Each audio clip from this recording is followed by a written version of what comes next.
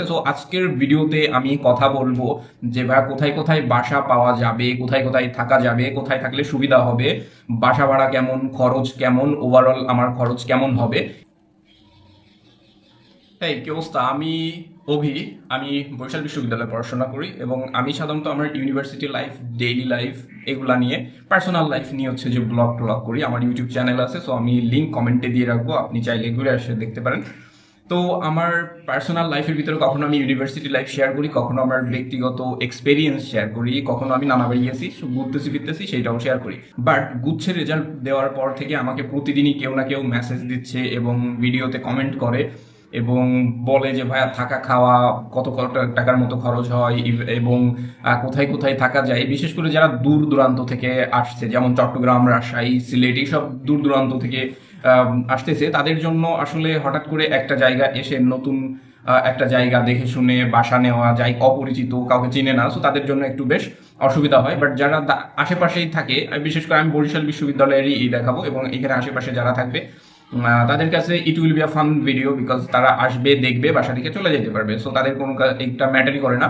But যারা দূর থেকে আসতেছে, এই ভিডিওটা স্পেশালি তাদের জন্য। সো আজকের ভিডিওতে আমি কথা বলবো যে ভাই কোথায় কোথায় বাসা পাওয়া যাবে, কোথায় কোথায় থাকা যাবে, কোথায় থাকলে সুবিধা হবে, বাসা ভাড়া কেমন, খরচ কেমন, ওভারঅল আমার খরচ কেমন হবে, এবং একটা বোনাস টিপস দিব সাথে, সেটা হচ্ছে যে টিউশন কেমন পাওয়া যায় এবং টিউশনের স্যালারিটা কেমন হয়। সো আজকের ভিডিও স্টার্ট করা। সো ভাইয়া আমি ছোট্ট করে একটা ম্যাপ আঁকছি যেন তোমাদের বুঝতে আর কি সুবিধা হয়। হ্যাঁ, তো এটা তুমি সাপোজ একটু ধরে নিবা, একদম এক্স্যাক্ট হবে এরকম না।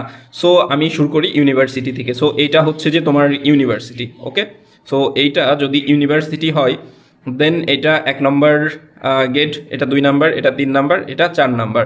সো ভাই এইটা হচ্ছে ভোলা রোড। সো ভাই তুমি বাসা এই ভোলা রোডের এইখানে বেশ বাসা পাবা, এই অঞ্চলটুকে বেশ বাসা পাওয়া যাবে।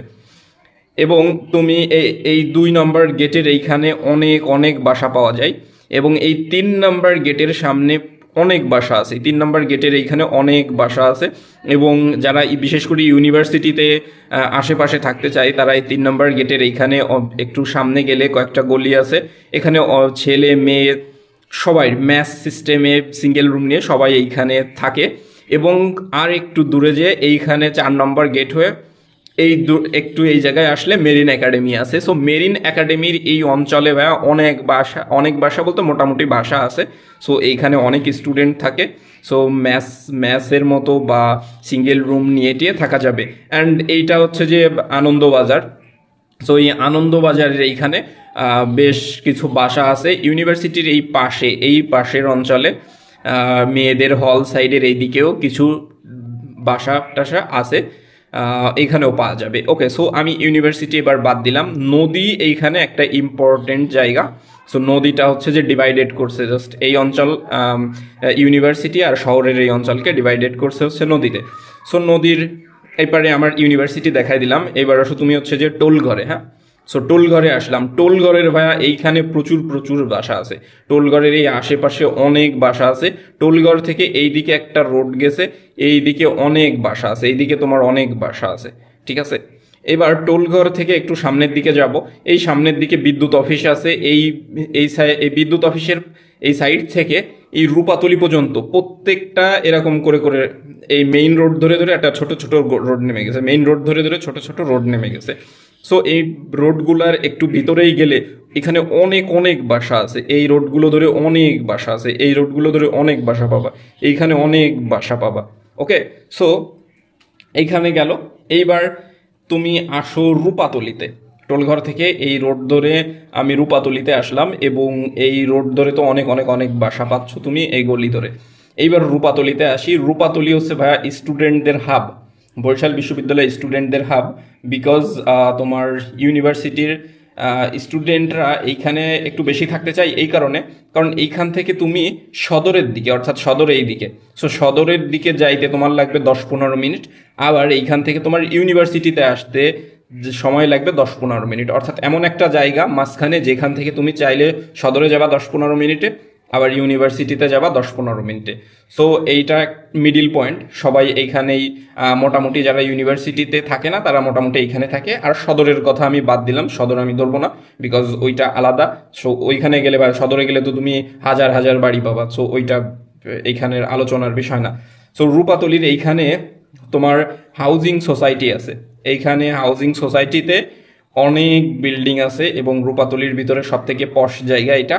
সো এইখানে তুমি হাউজিংয়ের ভিতরে যদি থাকতে চাও একটু বাসা ভাড়া বেশি হবে, বাট এইখানে অনেক স্টুডেন্ট থাকে। আমার এক ফ্রেন্ড থাকে, ওর কথা একটু বলে দিই, সেটা ও একটা ম্যাসেজ সিট ভাড়া নিয়ে আর কি, এক রুমে 2 জন থাকে, সো ওইখানে সিট ভাড়া নিয়ে থাকে, ওর সিট ভাড়া হচ্ছে 1500 টাকা।